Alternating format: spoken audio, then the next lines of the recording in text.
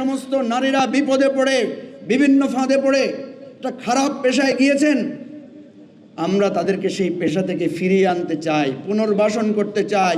আপনারা তাদেরকে পেশা হিসাবে স্বীকৃতি দিয়ে নারীর অবমাননা করেছেন। আবারও সবাইকে বলবো, ওপেন বিতর্ক করে এই নারী নীতিমালার বা নারী সংস্কারের প্রত্যেকটি বিষয়ের বিতর্ক করতে আমরা প্রস্তুত আছি। আপনারা আয়োজন করেন। ঢাকা বিশ্ববিদ্যালয়ে মাদ্রাসা ছাত্রদের ভর্তি বন্ধের জন্য অনেক চেষ্টা করা হয়েছে, সেখানে আমরা অনেক লড়াই করেছি। একটা লড়াই আমরা বিজয়ী হয়েছি, হারাতে পারে নাই। যখন দেখা গেছে যে প্রত্যেকটা ইউনিটি ভর্তি পরীক্ষায় মাদ্রাসার ছাত্ররা প্রথম হয়, দ্বিতীয় হয়, তাইলে লড়াই কোনটা বেশি মজবুত? এই যে আমি মেধার স্বাক্ষর রাখলাম, এটা কিন্তু তারা মোকাবেলা করতে পারে নাই, এটা দিয়ে আমি তাদেরকে হারিয়েছি। সেজন্য আমাদের যে 5ই মে যেই নারকীয় হত্যাকাণ্ড হয়েছে, আমি সেই মামলার একজন সাক্ষী। এই গণহত্যা মামলা করার জন্য দাবি তুলে আমরা একটা মামলাও করেছি এবং সেই মামলার আমি একজন খুবই গুরুত্বপূর্ণ সাক্ষী। এই জায়গা থেকে আমি আলেম ওলামাদেরকে অত্যন্ত শ্রদ্ধা করি, ভালোবাসি এবং তারাও আমাকে খুব স্নেহ করেন। আমি দুইটা কথা বলে শেষ করছি। প্রথম কথা হয়েছে, এই যে আমাদের শ্রদ্ধেয় শিরিন পারভিন হক, যিনি এই নারী সংস্কার কমিটির নেতৃত্ব দিয়েছেন, ওনার স্বামীকে আপনারা চিনেন, উনি ডক্টর জাফরুল্লাহ চৌধুরী। ওনার জানাজায় যখন গেলাম, কবর দেওয়ার সময় আমি খুব জোরে জোরে কলেমা শাহাদাত পড়ছিলাম। তো সেখানে অর্ধেক পুরুষ অর্ধেক নারী, মানে এটা কিছু মাইন্ড করেন না, আমি এটা বলছি কারণ আমাদের বোঝার জন্য, যেহেতু কারণ সবাই তো একদিকে আলোচনা করছে, আমি একটু ভিন্ন মাত্রায় আলোচনা করছি, রাগ করতেছেন না তো? আমি জোরে জোরে যখন কলেমা শাহাদাত পড়ছিলাম, তখন আশেপাশে সবাই আমার দিকে তাকাচ্ছিল। একটু পরে দেখলাম আমার সাথে আরও 5-7 জন এসে কলেমা শাহাদাত পড়া শুরু করলো।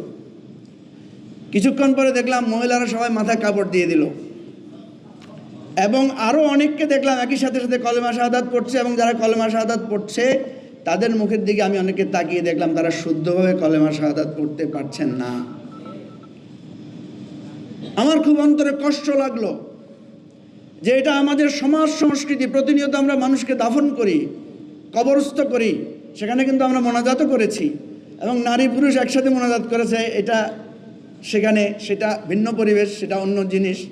আমি যে কথাটা বলতে চেয়েছি, আমাদেরকে জ্ঞান এবং বিজ্ঞানের মাধ্যমে যোগ্যতা দিয়ে এই যে আজকে একটা সুন্দর পেপার এখানে হাজির করা হয়েছে, এইভাবে বুদ্ধিবৃত্তিক মোকাবেলা করতে হবে।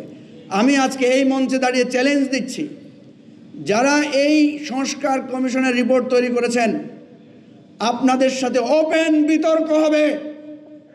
আপনারা যে প্রস্তাবনা দিয়েছেন, এটা বাংলাদেশের সমাজ সংস্কৃতি, মানুষের বিশ্বাসকে আপনারা এখানে ইনক্লুসিভিটির খেলাফ করেছেন, আপনারা সেটা অন্তর্ভুক্ত করেন নাই।